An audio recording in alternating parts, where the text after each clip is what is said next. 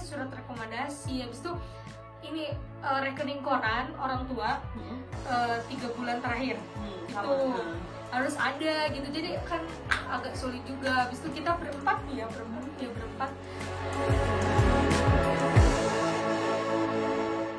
Assalamualaikum warahmatullahi wabarakatuh.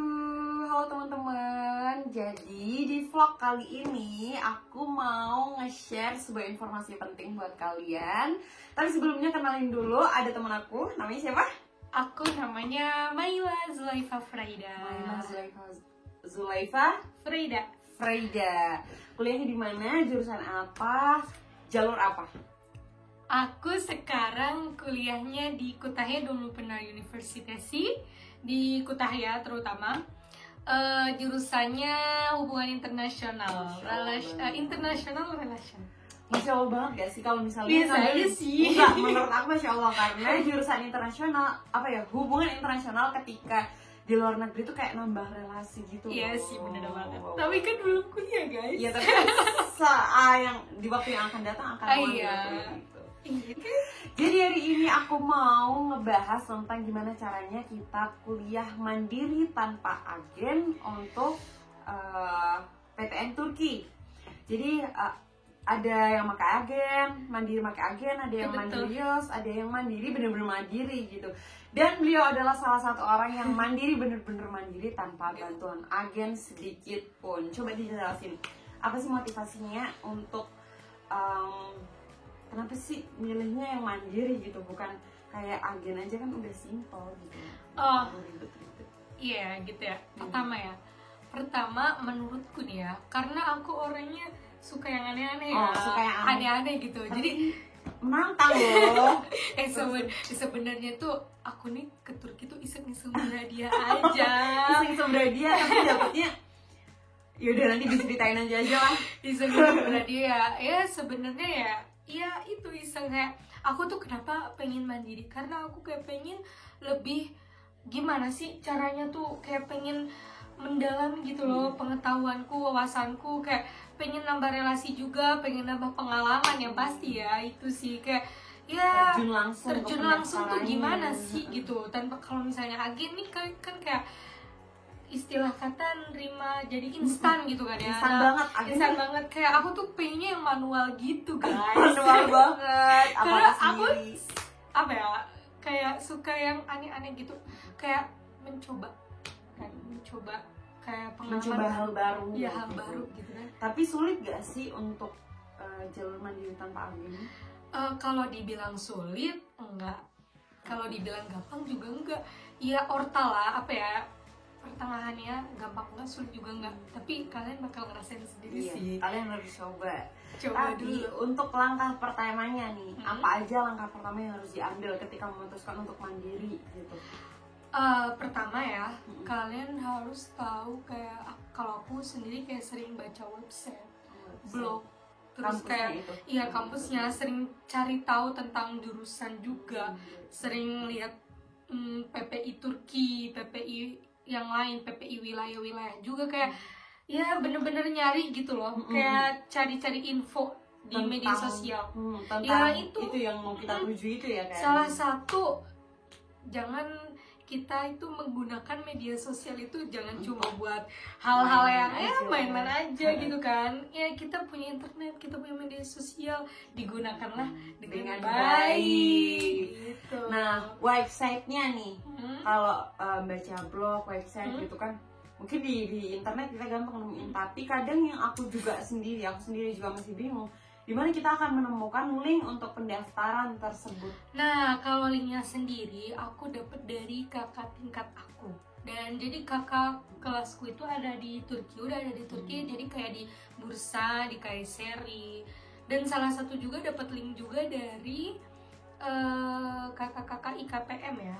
IKPM Gontor berarti anak-anak Gontor tuh banyak. Dan salah satu juga kayak dari story PPI Turki, PPI wilayah, itu biasanya di situ kayak menyediakan gitu loh, kayak nge-share informasi tentang pendaftaran gitu.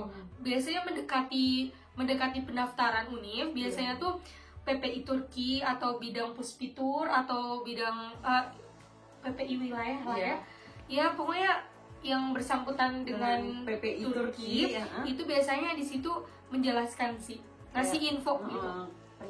Pendaftaran kapan, bukanya kapan, deadline-nya kapan, gitu tuh ada biasanya. Berarti di situ ada. Iya. Nah, untuk mendapatkan linknya itu kadang kan nggak semuanya tuh ada gitu loh. Kayak mungkin kampus yang pengen kita tuju, mungkin di Asia lah katakanlah kayak kota kecil itu kan.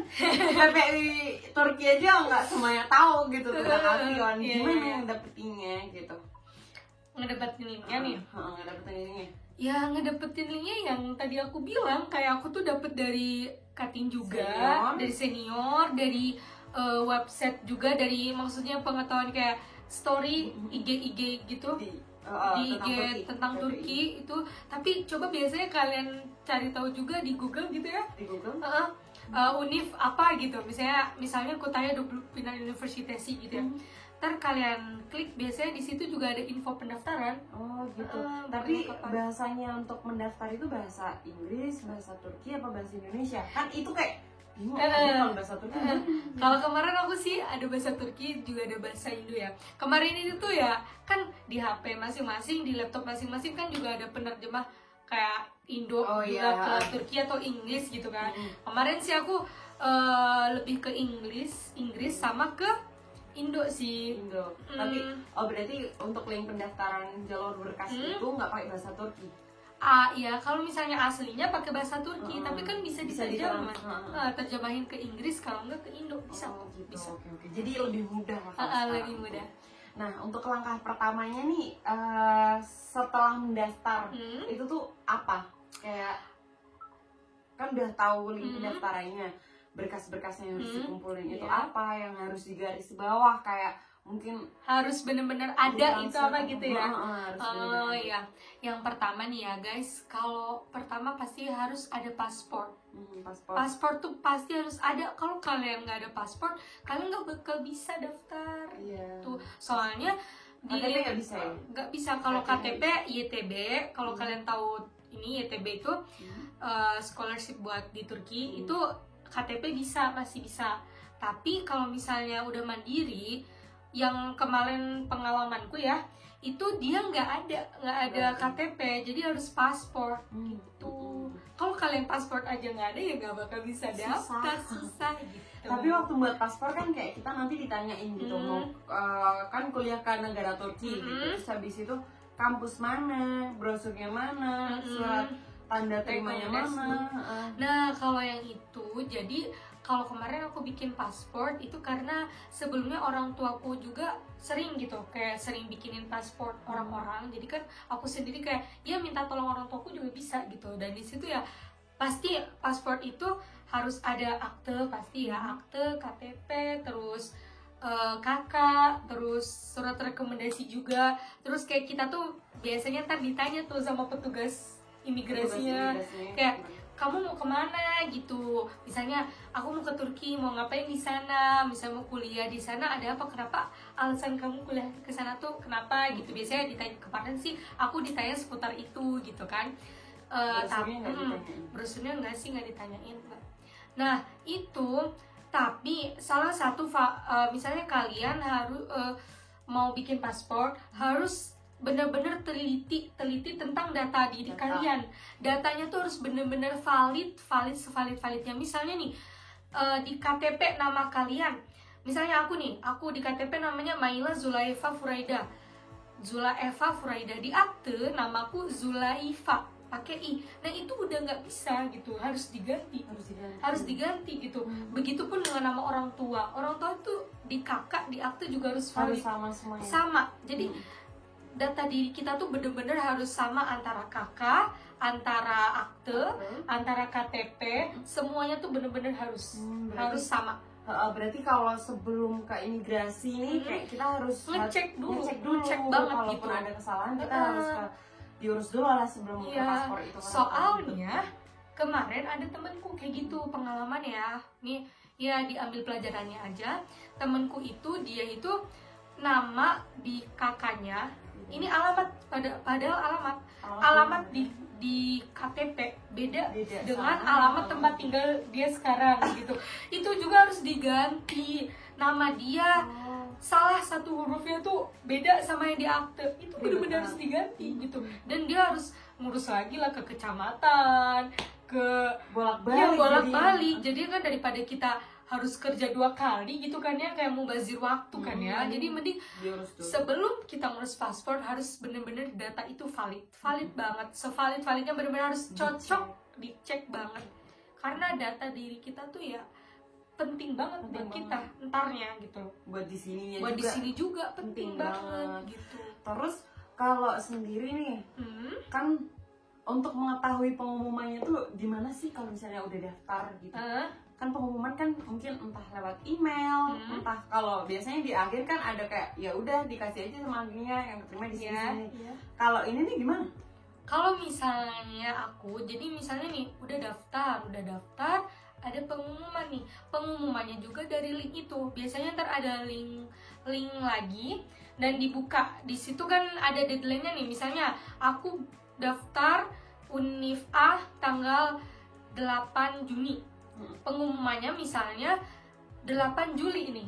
Tapi biasa pengumuman sebulan setelah daftar itu biasanya pengumuman. Kalau kemarin univ-univ yang aku daftar itu kayak gitu, sebulan setelah daftar baru pengumuman. Nah itu biasanya di situ ada pas pengumuman di itu, linknya itu ya di linknya itu. Jadi kita wajib cek nge-link. Iya linknya. Dan linknya itu dibukanya pakai nomor paspor. Oh gitu. Jadi itu nomor paspor itu sebagai passwordnya. Iya. Sebagai passwordnya penting banget, makanya kenapa aku bilang paspor tuh harus ada. Karena nomor paspor tuh kayak misalnya kita habis daftar, kita mau buka link itu juga harus pakai nomor paspor. Tuh kalau aku kemarin gitu. Dan sekarang pun pas udah di Turki kita ujian apapun itu, kayak ujian Tomer aja ya, ngecek nilainya itu harus pakai nomor paspor ya. Di DPU kayak gitu. Iya. Di Afia enggak? Oh dia enggak. Di DPU kayak gitu. Oh gitu. Jadi penting banget paspor itu. Berarti harus benar-benar garis bawah itu paspor. Terus untuk kayak data-data transkrip nilai gitu-gitu, apa aja sih data-datanya untuk mendaftarkan? Data-datanya ya paspor pertama, kedua transkrip nilai harus ada, saran aku, terus sama ijazah, surat rekomendasi juga dari sekolah kalau ada, kalau bisa itu kan buat ntarnya bikin visa. Ya.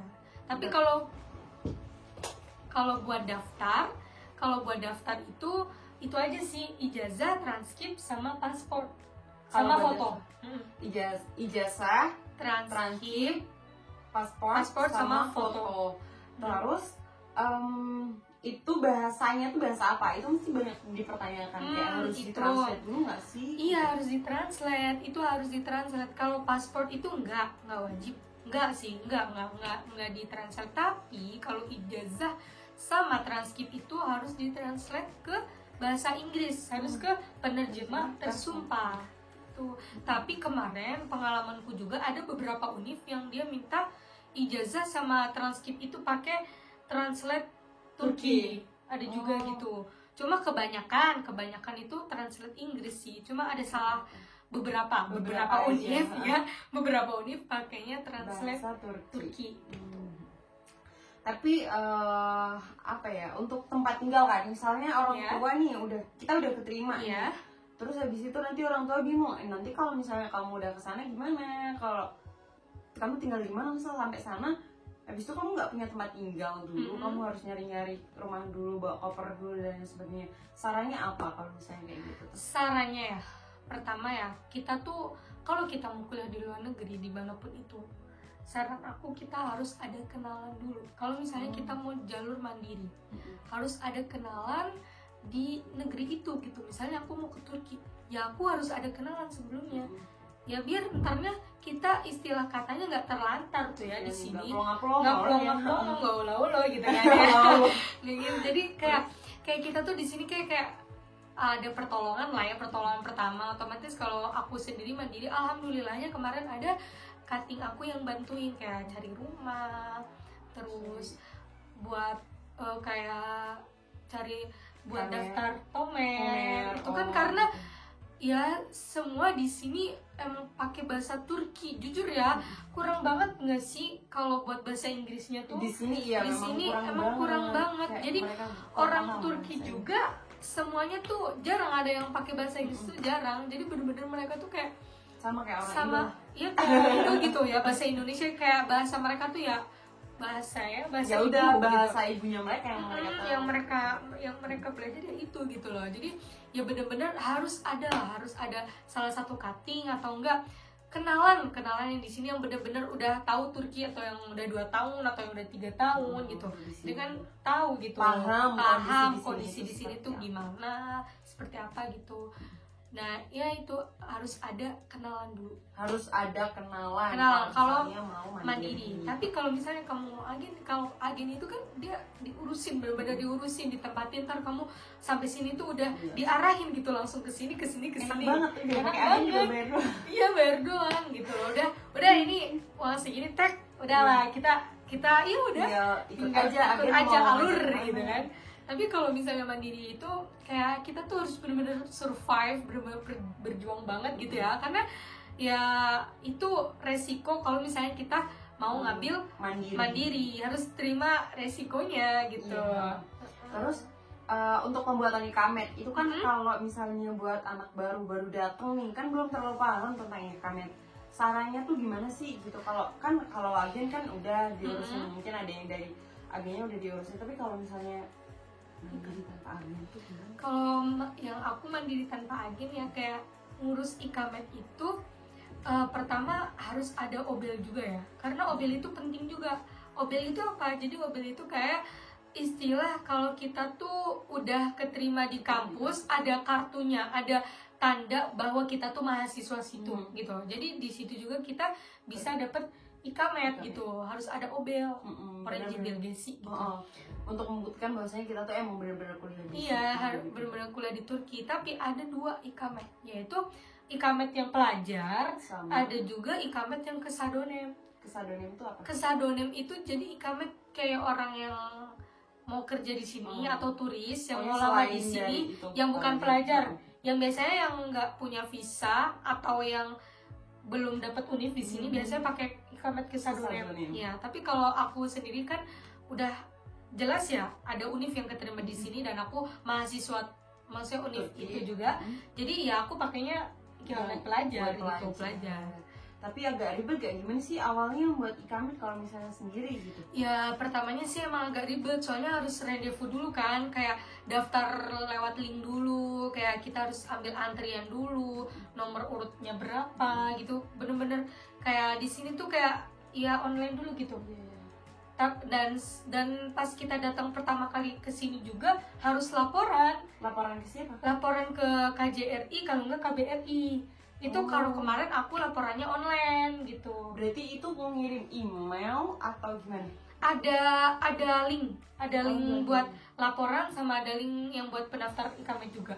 Oh gitu. Tuh. Di website aja. Iya di website itu cutting aku punya gitu. Tapi ya makanya kenapa tadi aku bilang kalau kalian mau mandiri, gimana caranya kalian tuh punya relasi, punya kenalan gitu yang di sini yang bener-bener tahu Turki itu gimana gitu. Jadi nggak apa ya, pahit-pahitnya tuh ntar kita sampai sini kita terlantar kayak orang hilang kayak apa aja gitu. Ya walaupun kita udah keterima di univ Turki tapi kalau misalnya kita nggak tahu tentang Turki itu gimana ya bingung gitu kan ya. Sedangkan kita warga negara asing nih, istilah katanya datang ke Turki, iya takutnya malah dibodohin sama orang lain kan, ya nauzubillah min zalik gitu kan ya.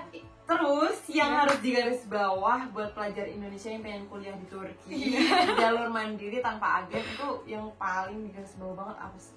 Yang paling digaris bawah banget, pertama kalian harus bener-bener siap mental, harus bener-bener niat, harus bener-bener ya apa ya, menguji kesabaran banget nggak sih? Menguji kesabaran banget kalau misalnya kita tuh mandiri, kan kita bener-bener berjuang, kayak kita bikin paspor sendiri, nerjemahin ke penerjemah sendiri, kayak kita tuh nyari nomor telepon penerjemah yang tersumpah sendiri, terus kita bikin visa ke kedubes juga sendiri. Ya harus siap-siap mental, harus siap-siap kesabaran, niat kayak berjuang banget gitu. Tapi berjuangnya kalian itu insya Allah kalau misalnya kalian udah berhasil itu ya Allah kayak berbuah manis banget kayak ya Allah dulu gue kayak ini kayak bersakit-sakit dahulu gitu ya, kayak ibarat kata bersakit-sakit dahulu bersenang-senang kemudian gitu kayak bener-bener kalau misalnya kita berhasil kita lulus bener-bener kayak wow gitu kayak perjuangan gue selama ini berhasil dong guys, membuahkan hasil. Gue sampai Turki aja kayak hah ini Turki beneran, dulu gue kayak masih ngurus ini ngurus itu, daftar ini daftar itu gitu, daftar beberapa univ, ada yang keterima ada yang enggak, kayak ya Allah berjuang banget gitu loh kayak wow, excited. Alhamdulillah. Betul ada berapa univ yang udah keterima? Kemarin daftar berapa univ dan berapa univ yang keterima, berapa univ yang enggak nih?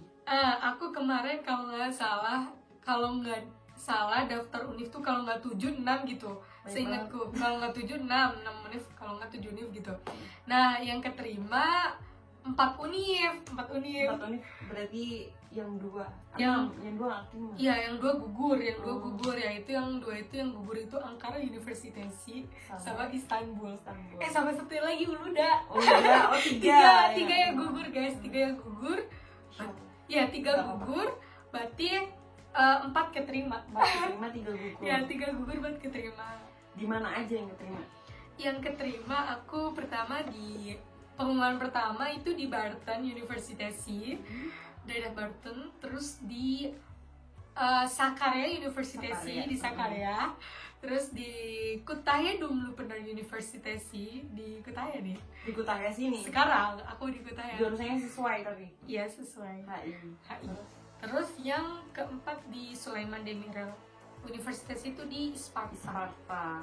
Oh, tapi Isparta bagus ya, kayak dekat pantai gitu sih. Bagus. Oh, kenapa nggak milih sana aja? Ya sebenarnya lihat tuh DPU gitu.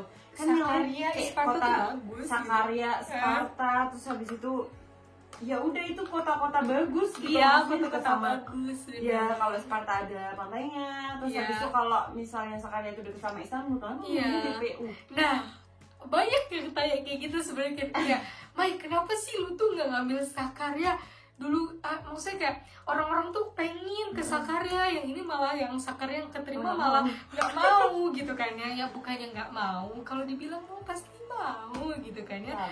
Tapi kayak pertama kenapa aku kayak milih Kütahya, karena aku sebelumnya mandiri juga sama teman, kita 7 orang, satu di Kırklareli University, yang kedua di Ankara, yang 5 ini bareng sama aku di DPU juga ya. Nah pas Barton pengumuman itu tuh yang keterima aku doang, temanku enggak, emang mereka nggak daftar juga gitu. Terus yang Sakarya Univ itu aku doang emang yang asli yang lulus, maksudnya itu aku doang, yang teman-teman yang lain tuh gugur gitu.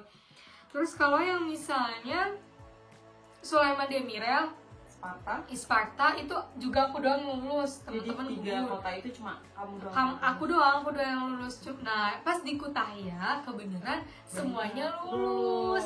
Nah pikiranku kayak gini loh, kayak masih ya kali gue di maksudnya kalau pas itu aku pengen ngambil Sakarya, cuma kayak masa aku di Sakarya sendirian gitu kan, cewek sendiri kayak yolo, apalagi gue mandiri nggak tahu siapa gitu di Sakarya, kayak nggak maksudnya kayak udah pengen yang bareng-bareng temen dulu, soalnya juga di sini tuh kita daftar juga, maksudnya keterima nggak langsung kuliah guys, jadi kita itu tomer dulu pembelajaran bahasa dulu. Kecuali tapi ada nggak kelas-kelas Inggris gitu yang kamu tahu, kayak bahasa Inggris yang nggak perlu ini kan ada? Oh ada, temenku ada di Ankara Univ, ada salah satu temenku dia tuh keterima di Inggris nih, maksudnya bahasa pengantarnya bahasa Inggris. Nah itu dia langsung kuliah, jadi dia nggak penyetaraan bahasa dulu, nggak tomer dulu gitu. Jadi buat teman-teman yang pengen juga ngambil lebih milih untuk belajar bahasa Inggrisnya di sini, ada kok. Ada ya, nggak perlu pakai bahasa Turki dan tomer dulu ada. Tapi emang maksudnya jarang univ yang banyak Inggrisnya, hanya univ-univ tertentu juga, dan itu pun jurusan-jurusan tertentu juga. Nggak semua jurusan tuh ada Inggris semuanya, nggak. Jadi kebanyakan ya Turki gitu guys. Terus untuk pembuatan visa, kan menurut aku kayak pembuatan visa paspor itu tuh gimana kalau misalnya sendiri gitu, kalau misalnya nggak pakai agen gitu. Gimana tuh? Wow, itu Daftarnya sangat banyak ya rintangannya tuh kayak wow, kayak gue kayak sedikit ya nggak apa-apa sih pengalaman gitu. Ya visa itu lumayan ribet ya, lumayan ribet. Ribetnya kayak di ini sih perlengkapan data-datanya, kayak kita harus ada surat rekomendasi orang tua, harus ada surat koran, harus ada Sigorta pas itu tuh. Sigorta. Oh iya, Sigorta Turki. Sigorta tuh ini loh, apa asuransi kesehatan, asuransi kesehatan tapi dari Turki gitu harus ada. Habis itu harus ada noter rumah. Sedangkan kan aku belum ada rumah ya di sini.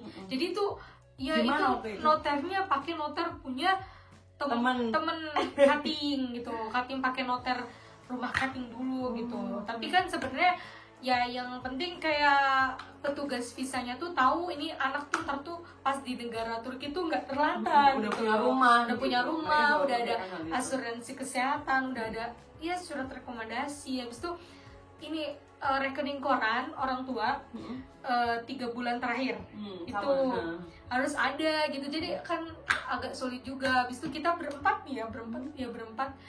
kita bikin visa sendiri ke Jakarta. Kan sebelumnya teman aku yang 3 orang udah bikin visa duluan karena dia udah keterima duluan kan, baru kita. Tapi berangkatnya bareng kan? Iya, berangkatnya bareng. Dan kan visa juga harus ada kartu Orange Belgesi-nya. Obelnya LOA. Oh iya. Harus ada LOA-nya, surat keterangan lulusnya kita gitu loh. Nah di situ kita kan yang namanya misalnya kita mau bikin visa, ya harus ada surat keterangan lulusnya juga dari UNIF gitu. Dan pas itu temanku yang udah duluan keterima, dia udah dapet LOA duluan, akhirnya dia bikin visa duluan. Dan kita selanjutnya tuh kan baru ada pengumuman selanjutnya, baru kita bikin visa. Dan di sana berjuang banget itu di kedubes itu. Coba ceritain gimana awal datang sampai. Awal datang tuh kayak aku datang jam 8 sampai Jakarta. Berangkat pagi. Ya, berangkat aku pagi dari Cianjur, dari tempat les bahasa aku. Bahasa Turki. Sebulan doang sih les bahasa di situ. Kayak ada guru. Kayak dulu dia tuh Tomer dulunya. Cuma Tomer doang. Iya, enggak ke Turki. Jadi kayak ikut belajar bahasa aja gitu. Tapi di Indonesia ada ya? Ada. Terus. Nah habis itu aku dianterin, kita berempat. Ada temenku yang bisa mobil, jadi kan pakai mobil lah kita, pakai mobil gitu ke Jakarta. Dari Cianjur ke Jakarta sekitar 4 jam apa 4 jam. Berangkat subuh. Habis itu yaudah sampai Jakarta jam 8 sambil nunggu bayangin di di kedubes, sampai kedubes buka tuh jam 10 buka. Iya lama, 2 jam kita nunggu di masjid dulu, musola dekat kedubes. Iya, di kedubes. Habis itu ke kedubes kita jalan kaki gitu kan ya, dan kaki, mobil kan ditinggal di musola. Udah sampai kedubes jam 10. Banyak teman-teman yang mau bikin visa, para teman-teman yang dari agen mungkin ada, dari Mandiri juga ada. Kalian berarti duduk di empang, trotoar di itu trotoar, kan? duduk di trotoar, maaf. Nah habis itu kayak kan di situ lagi zamannya PPKM kan, nggak boleh rame-rame, bener-bener kita kayak jaga jarak banget gitu kan. Nah pas kita udah masuk di situ jam 10, maksudnya kita datang paling duluan gitu. Kita harusnya kayak misalnya gue ngantri, kayak kita udah ngantri awal, otomatis kita dapat awal juga gitu kan ya. Nah ini enggak guys, kayak gue jam 10 sampai gue masuk, bayangin jam 12 lebih udah mau tutup tuh kedubes. Berarti lama banget dong. Kedubes tuh udah mau tutup. Dan yang ya aku sabar aja, tapi nggak apa-apa ya. Itu teman-teman agen pada masuk duluan, tapi yaudah ya apa daya, kita yang mandiri gitu kan. Kita nggak punya istilah kata orang dalam gitu kan ya, kita nggak punya orang dalam, udahlah gitu, nggak apa-apa gitu. Insya Allah kan dapat yang lebih baik juga gitu kan. Kita ya kalau dibilang sebel, tapi sabar juga nggak apa-apa. Yang penting ya alhamdulillahnya kita dapet masuk gitu kan, lancar gitu. Tapi kalian sebelum itu nggak kayak membuat pendaftaran online gitu? Nah pendaftaran online juga, daftar online juga, visanya rendezvous visanya dulu juga online dulu. Kita booking tempat dulu ya, booking jam juga, perjanjian. Itu juga. Nah habis itu kita juga daftar kayak gitu online juga. Oh, tapi walaupun udah daftar online sebelumnya tetap yang orang dalam yang masuk dulu gitu. Jadi ya yang nggak apa-apa Nggak sih apa-apa. guys gitu. Yang penting kan gue sampai sekarang udah sampai Turki. Iya, Alhamdulillah. Terus Sigorta. Kalau Sigorta kan Sigorta Turki tuh. Itu buatnya gimana? Kalau aku kemarin karena ada kakak tingkat di sini, jadi kita sebelumnya udah bikin Sigorta. Pas kita di Indo, kating kita yang buatin kita Sigorta. Pas di Turki. Kalau gimana? Kita kan masih di Indo, posisi kan kenalan kalian berarti. Iya, kenalan kita, kakak kelas kita yang di sini tuh bikinin kita Sigorta. Jadi pas kita kesini udah kita nggak bikin Sigorta. Kita udah punya Sigorta. Berarti nggak harus apa namanya, kita yang harus kita yang harus daftar, enggak bisa kok, kakak tingkat kita yang daftar bisa. Buktinya aku bisa kan gitu. Ya udah, mungkin segini aja ya ngobrolnya kita. Terima kasih buat Kak Maila yang udah ngisi nih, udah ngasih banyak banget pengetahuan buat teman-teman dan menjawab pertanyaan teman-teman yang kayak selama ini kayak banyak teman-teman yang nanya gimana sih caranya kuliah di Turki mandiri tanpa agen gini. Ini kita sudah menjawab semua pertanyaan kalian. Kalau masih ada pertanyaan kalian bisa langsung DM ke aku. Instagramnya aku Raidava. Raidava nanti aku tulis terus atau di kolom komentar nanti bakal aku sampein ke Kak Maya. Jadi intinya kalian kalau misalnya mau daftar mandiri benar-benar harus siap mental, kesabaran pasti, dan doa ikhtiar pasti harus banget. Soalnya kuliah di Turki tuh bukan kayak menguji kesabaran kita, kayak pengumumannya tuh di kala yang lain udah pada kuliah nih, teman-teman aku udah pada kuliah SBM segala macam, kita akhir banget masih pengumuman. Dan tuh kan kayak misalnya nggak keterima ya, Nuzubillah misalnya nggak keterima kan bingung mau univ di mana, gap year lagi gitu kan. Jadi banyakin ya doa gitu kan, melatih mental, kesabaran, karena melatih kesabaran sesungguhnya. Iya, melatih kesabaran dan mungkin kita juga harus kayak punya cadangan gitu. Iya, betul, harus punya cadangan. Gitu aja. Thanks for watching. Jangan lupa like, subscribe, dan share sebanyak-banyaknya video ini biar makin banyak yang tertarik untuk kuliah ke Turki dengan segala kemudahan yang telah kita dapatkan di sini dan dalam pendaftarannya. Jangan lupa pokoknya ya. Jangan lupa banyakin like-nya. Banyakin like. Terus habis itu share karena banyak banget mesti yang komen juga nggak apa-apa sih, komen kalau kurang ini loh, misalnya kurang jelas gitu kan. Boleh, ntar kan bisa lah japri DM gitu kan. Bisa langsung di komentar aja sih, nggak apa-apa biar buat saran kita. Udah gitu aja ya. Gitu. Wassalamualaikum warahmatullahi wabarakatuh. Dadah.